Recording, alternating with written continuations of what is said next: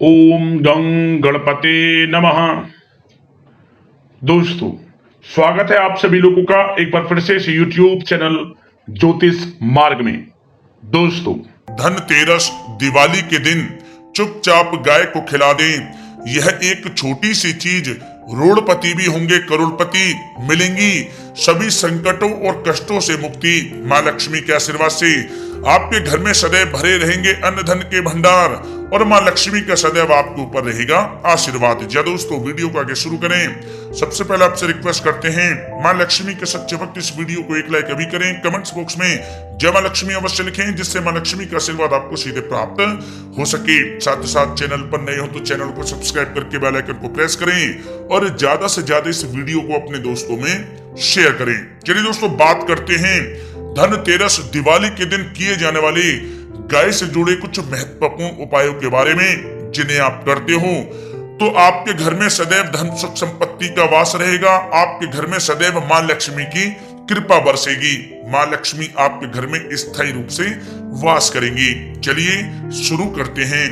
दोस्तों, सनातन परंपरा में गाय, गंगा और गायत्री का बहुत ज्यादा धार्मिक महत्व है। मान्यता है कि गौ माता के शरीर पर 33 कोटि देवी देवताओं का वास होता है। गौ माता की सेवा एवं पूजा करने वाले जातक पर इन सभी देवी देवताओं की कृपा बरसती है। गौ सेवा से न सिर्फ इस जन्म के बल्कि पूर्व जन्म के भी दोष दूर हो जाते हैं। प्रत्येक सुबह जब आपके घर में भोजन बनना प्रारंभ हो तो सबसे पहले बनाई गई रोटी को आप गौ माता के नाम से निकाल दें और भोजन करने से पूर्व गौ माता को इस रोटी को खिलाएं। यदि संभव हो तो काली गाय को खिलाएं। यदि काली गाय ना मिले तो सफेद गाय को भी आप खिला सकते हैं। प्रत्येक पूजा और मांगलिक कार्य में गौ माता या उनसे जुड़ी चीजें जैसे गाय का गोबर, गोमूत्र, गाय का दूध अथवा गाय के दूध से बना घी अवश्य शामिल करें। इससे आपको पुण्य फलों की प्राप्ति होगी। सनातन परंपरा के अनुसार जिस घर में गाय होती है उस घर से जुड़े सभी वास्तु दोष स्वतः ही समाप्त हो जाते हैं। किसी भी पूजा में गाय से प्राप्त पंचांगव्य युक्त पदार्थ का उपयोग अवश्य शामिल करें, क्योंकि पंचांगव्य के बिना कोई भी पूजा पाठ और हवन सफल नहीं होता। जहाँ दोस्तों, गो कृपा पाने के लिए प्रतिदिन, सप्ताह अथवा महीने में परिवार समेत एक बार गौशाला जाने का नियम जरूर बनाएं और वहां गाय को हरा चारा जरूर खिलाएं। इससे आपको शुभ फलों की प्राप्ति होगी और साथ ही साथ गौ सेवा और गौ पूजा से 9 ग्रह शांत हो जाते हैं और इनसे जुड़े दोषों का निदान हो जाता है। गर्मियों में गौ माता को पानी पिलाएं और सर्दी में गौ माता को गुड़ अवश्य खिलाएं। ध्यान रखें कि गर्मियों में गाय को गुड़ ना खिलाएं। अनेक देवी देवताओं को अपने शरीर पर धारण करने वाली गौ माता से जुड़े कई शुभ और अशुभ संकेत भी होते हैं। मसलन गाय का दूध दुहाते समय यदि गाय ठोकर मार दे और सारा दूध बिखर जाए तो अपशगुन होता है। यदि कोई यात्रा पर निकल रहा हो और गाय अपने बछड़े को दूध पिलाती सामने आ जाए तो निश्चित रूप से जिस यात्रा के लिए आप निकले हैं वह यात्रा आपके लिए अवश्य ही सफल होगी और वह काम जिसके लिए आप निकले हैं वह अवश्य ही पूर्ण होगा। यात्रा पर जाते समय बाईं ओर गाय की आवाज आना और रात्रि में गाय की हुंकार करना भी शुभ होता है। दोस्तों, साथ ही साथ गाय के साथ आप भूलकर भी ये काम ना करें, अन्यथा मिलता है घोर नरक और जीवन भर की परेशानियां। जय दोस्तों, गाय को राष्ट्रीय पशु बनाए जाने और इन्हें मौलिक अधिकार दिए जाने की बात हो रही है तो सवाल उठता है कि गाय जब भारतीय संस्कृति का अहम हिस्सा है तब भी गाय के साथ लोग खराब व्यवहार कैसे कर लेते हैं। गाय दर दर भटकती रहती है, भरपेट इन्हें चारा तक लोग नहीं देते। गाय जब तक दूध देती रहती है तो उनकी सेवा होती है और जैसे ही दूध देना बंद कर देती है तो लोग इन्हें उनकी किस्मत पर छोड़ देते हैं। सड़कों पर और गलियों में भटकने के लिए ऐसे में गोवंशी जीवों को कोई डंडे से मारता है तो कोई उन पर पानी डाल देता है। कभी वाहनों से इन्हें ठोकर लग जाती है तो कभी बीमार होकर बेचारी ये गाय दम तोड़ देती हैं।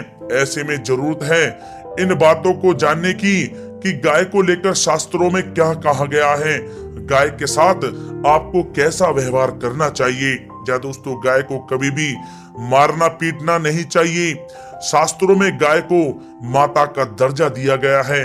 गाय को मारने पीटने वाला माता को मारने पीटने वाले के समान पाप का भागी माना जाता है। ऐसे घरों को नरक लोक में वर्षों तक कष्ट भोगना पड़ता है। अगले जन्म पशु योनि में मिलता है। कथा है कि गौतम मुनि ने गलती से गाय को डंडा मार दिया था, जिससे गाय की मृत्यु हो गई थी और इस पाप से मुक्ति के लिए इन्हें वर्षों तक तपस्या करनी पड़ी। भगवान श्री कृष्ण जी ने बैल स्वरूप में आए वृत्तासुर का वध कर दिया था, जिससे मुक्ति के लिए भगवान श्री कृष्ण को संपूर्ण तीर्थों को एक कुंड में बुलाना पड़ा और इस कुंड में स्नान से वह पाप मुक्त हो गए थे।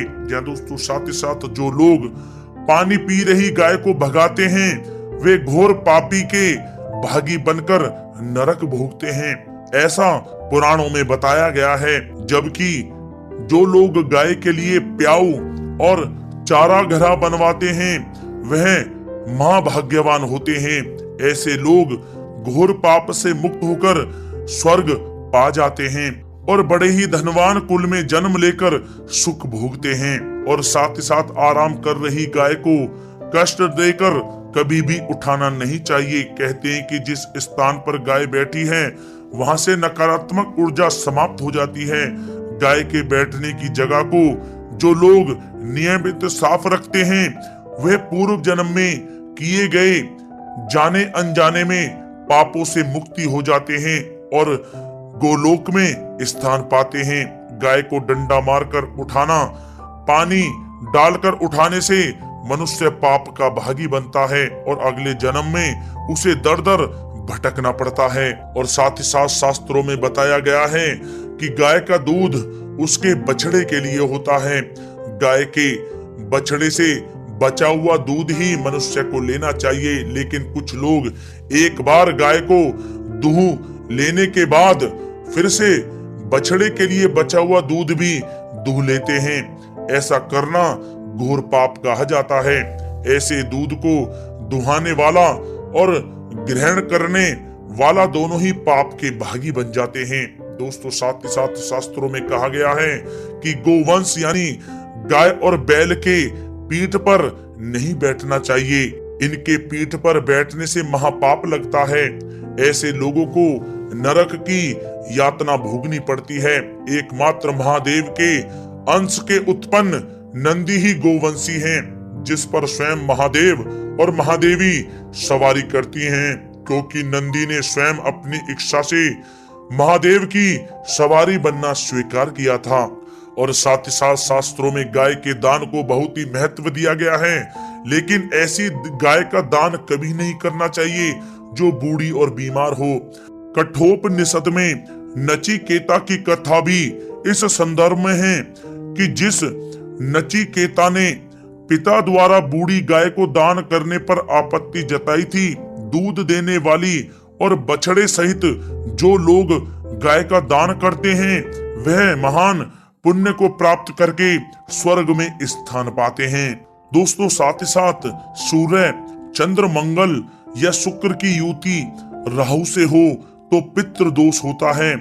यह भी मान्यता है कि सूर्य का संबंध पिता से एवं मंगल का संबंध रक्त से होने के कारण सूर्य यदि शनि, राहु या केतु के साथ स्थित हो या दृष्टि संबंधी हो तथा मंगल की युति राहु या केतु से हो तो पितृ दोष होता है। इस दोष से जीवन संघर्ष में बन जाता है। यदि पितृ दोष हो तो गाय को प्रतिदिन या किसी भी एकादशी को या किसी पूर्णिमा के दिन या अमावस्या को रोटी, गुड़, चारा आदि खिलाने से पितृदोष समाप्त हो जाता है। साथ ही साथ देसी गाय की पीठ पर जो ककुद कुबड़ होता है वह बृहस्पति गुरु हैं। अतः जन्म पत्री में यदि बृहस्पति अपनी नीच राशि मकर में हो या अशुभ स्थिति में हो तो देसी गाय के इस बृहस्पति भाग एवं शिवलिंग रूपी कुबड़ के दर्शन करने चाहिए। गुड़ तथा चने की दाल रखकर गाय को रोटी भी दें, इससे आपको शुभ फलों की प्राप्ति होगी। और साथ ही साथ यदि आप रास्ते में जा रहे हों और सामने से गौ माता आती हुई दिखाई दें तो गौ माता को आप अपनी दाहिनी ओर से जाने देना चाहिए। आपकी यात्रा अवश्य ही सफल होगी। और साथ ही साथ यह संकेत भी जान लें, यदि आप यात्रा पर जा रहे हैं और सामने आपके गाय पड़ जाए अथवा अपने बछड़े को दूध पिलाती हुई सामने गाय दिखाई दे जाए तो समझ जाना कि वह यात्रा आपके लिए अवश्य ही सफल होगी। और साथ ही साथ जिस घर में गाय होती है उसमें वास्तु दोष स्वतः ही समाप्त हो जाता है। और साथ ही साथ आपको बता दें कि गाय को आप जो भी रोटी बनाएं प्रतिदिन ताजी रोटी ही बनाएं। गाय को अगर आपने रोटी बनाई है तो कोशिश करें कि उस रोटी को आप तुरंत ही गाय को दे दें। अगर आप उस रोटी को रख देंगे और उस रोटी को अगले दिन देंगे तो वह रोटी बासी मानी जाएगी। गाय को कभी भी बासी रोटी ना दें, इससे घर में नकारात्मक ऊर्जा वास करती है और जो भी कार्य आपके बनने वाले होंगे वह कार्य भी आपके बिल्कुल भी नहीं बनेंगे। इससे आपके घर में हमेशा दरिद्रता का वास रहेगा और आप जिस भी कार्य को करेंगे उस कार्य में आपको हमेशा असफलता ही हाथ लगेगी। इसलिए कोशिश करें गाय को रोजाना ताजी रोटी बनाकर खिलाएं और रोटी को बिल्कुल ना रखें, बासी रोटी गाय को ना दें। और साथ ही साथ सड़ी गली चीजें गाय को नहीं खिलानी चाहिए कि घर में कोई फल है, कोई सब्जी है, सड़ जाए तो लोग क्या करते हैं गाय को खिला देते हैं। नहीं, ऐसा नहीं करना चाहिए। ऐसा करने से यदि आप गाय को खिलाते हैं तो और आप पाप के भागी बन जाते हैं। आप बिल्कुल भी सड़ी गली चीजें गाय को ना खिलाएं। और साथ ही साथ आप आटे की 11 लोइयां बनाकर उनके ऊपर हल्दी लगाएं। इसके बाद आप उन 11 लोइयों को एक एक करके गाय को खिलाएं। प्रत्येक लोई को खिलाते समय गाय के सींगों पर आप हाथ फेरें, पीठ पर हाथ फेरें, मस्तक पर हाथ फेरें, माता गाय के आप चरणों के स्पर्श करें। जहाँ दोस्तों ऐसा करने से आपके समस्त कार्य बनने लगेंगे। जो दुख का समय चल रहा है वह भी समाप्त होगा। आपके जीवन में खुशियां खुशियां होंगी। और एक बार आप 7 बार गाय की परिक्रमा भी कर लें तो आपके समस्त कार्य पूर्ण होंगे। और साथ ही साथ आप गाय को जब भी रोटी दें, रोटी पर या तो आप थोड़ी हल्दी लगा लें या थोड़ा गुड़ रख लें। अगर गुड़ ना हो तो आप थोड़ा मिश्री रख सकते हैं, थोड़ा घी रख सकते हैं। या दोस्तों गाय को कभी भी सूखी रोटी ना खिलाएं। सूखी का मतलब गाय की जो रोटी रखें खिलाएं उस पर कुछ ना कुछ रख कर खिलाएं। हल्दी रख लें, गुड़ रख लें, मिश्री, घी या जो भी रख लें, मतलब खाली रोटी नहीं खिलानी है। ध्यान इस बात का रखें, जब ही आपको शुभ फलों की प्राप्ति होगी। जी हाँ दोस्तों, ये थे गाय से जुड़े कुछ महत्वपूर्ण उपाय, कुछ बातें जिन्हें आपको ध्यान में जरूर रखना चाहिए। या दोस्तों वीडियो अच्छी लगी हो तो वीडियो को लाइक करें, ज्यादा से ज्यादा अपने दोस्तों में शेयर करें, चैनल पर नए तो सब्सक्राइब करें। जय गौ माता।